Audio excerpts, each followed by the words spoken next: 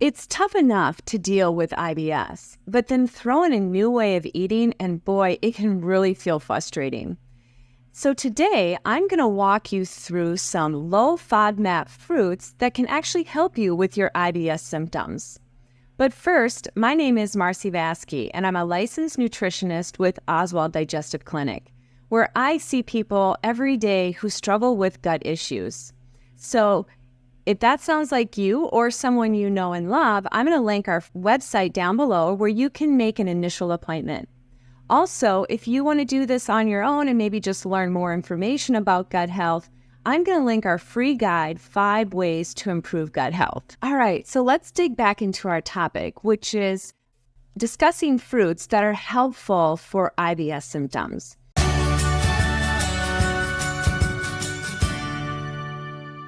So first, to understand, what is IBS? IBS is irritable bowel syndrome, and that is where many people can struggle with symptoms like abdominal cramping, constipation, diarrhea, excessive bloating, or even gas. And by eliminating some of these FODMAP foods can greatly reduce those symptoms.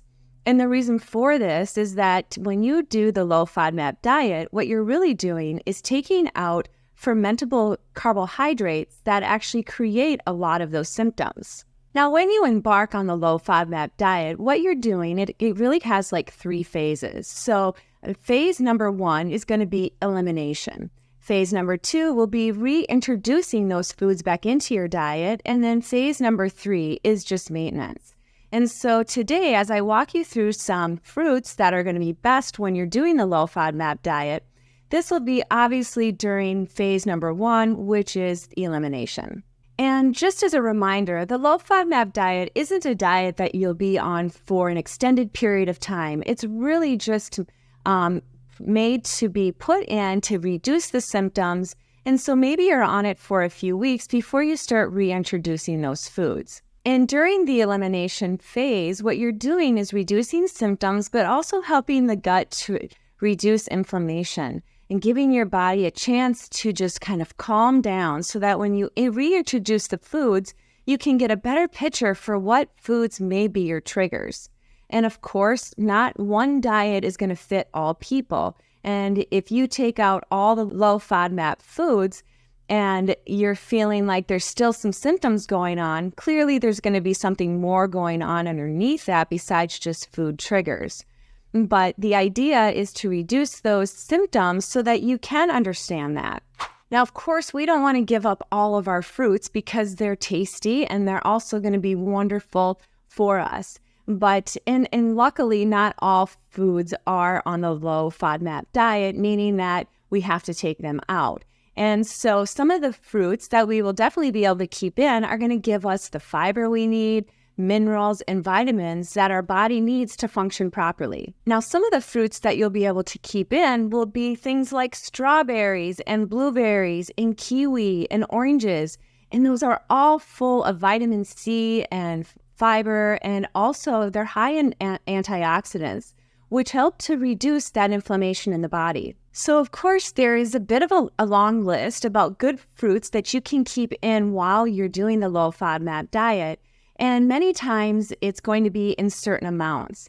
And if you are curious, just want to learn more about that, you can work with a nutritionist or a dietitian, or you can always go to the Monash University app, which really is very comprehensive in listing all the foods that you need to either take out, eat in moderation, or keep in. And that can give you the amounts to kind of eat on a daily basis. And as I said, fruits are going to be super important for contributing to a lot of healthy things in our body. And so some of those fruits I already mentioned, such as strawberries and blueberries and kiwi, but in addition to that, you can also keep in things like pineapple and bananas and papaya and passion fruit. And so, as I said, there's a bit of a long list, so you can easily find more information about that or work with a qualified practitioner such as myself. But even in naming some of those fruits that I mentioned, some people might still have symptoms. And so if you do find that you're having a strawberry and you have symptoms, then that's your indication where just take the strawberries out, for example. But, really kind of listening and watching for what your body is telling you for what it can handle. And so how can you add these into your daily meal plan? Fruits are pretty versatile and most people like them. And most people don't want to get rid of all fruits because it is that little bit of sweetness that if we're trying to, reduce our sugar intake, that fruit can kind of take its place. Now, of course, fruit does have fructose in it, so it is a type of sugar.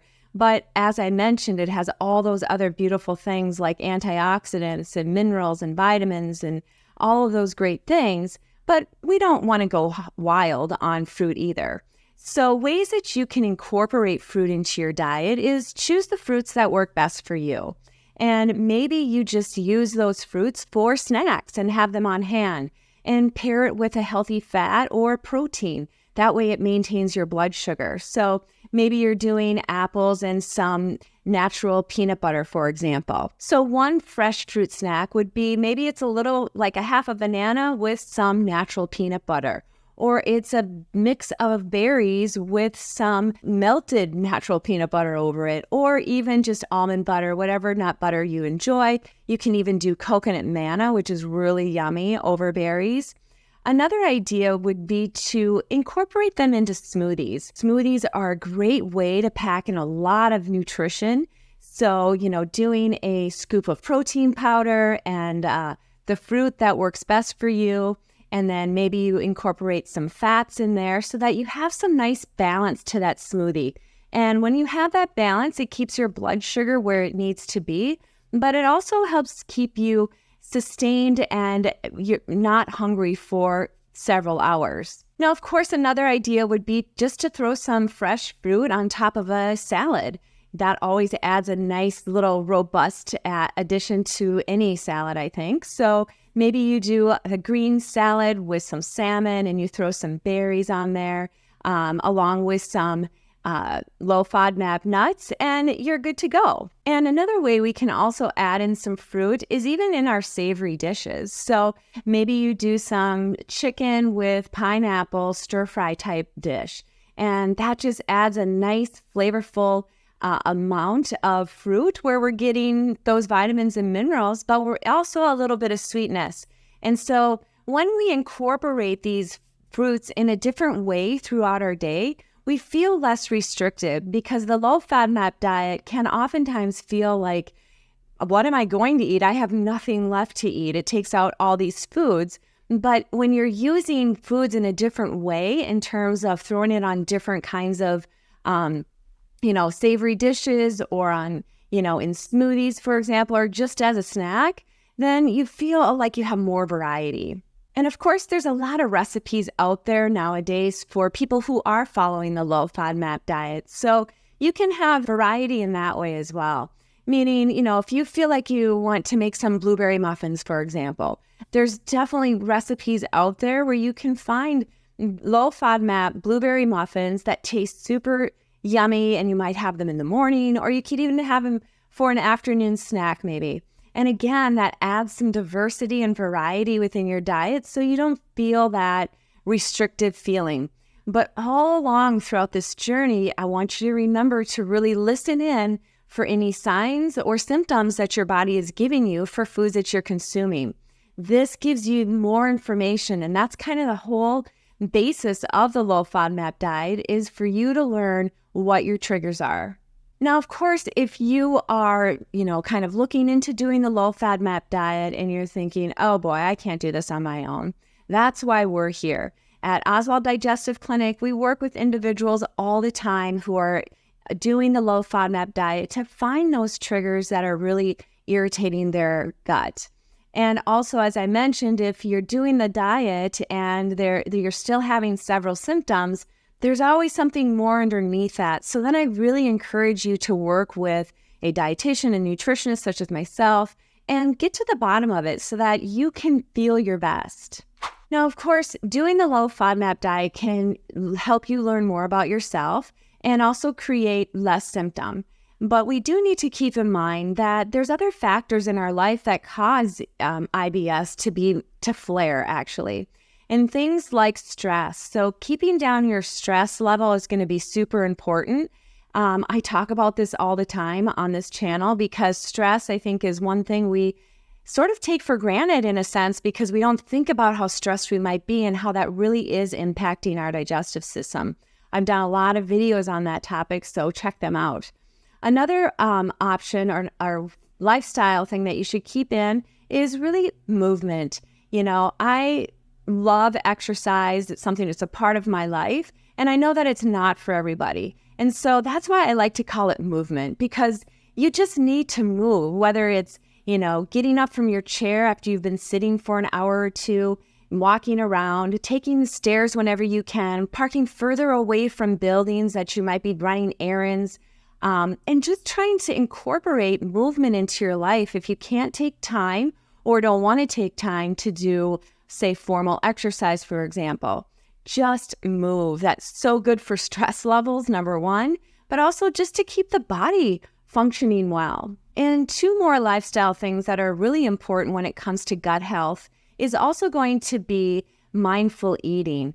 If you struggle with IBS, you know all too well that if you overeat, the gut really gives you a hard time. And so just be mindful about how much you're eating, the quantity, and making sure that your body can digest it well.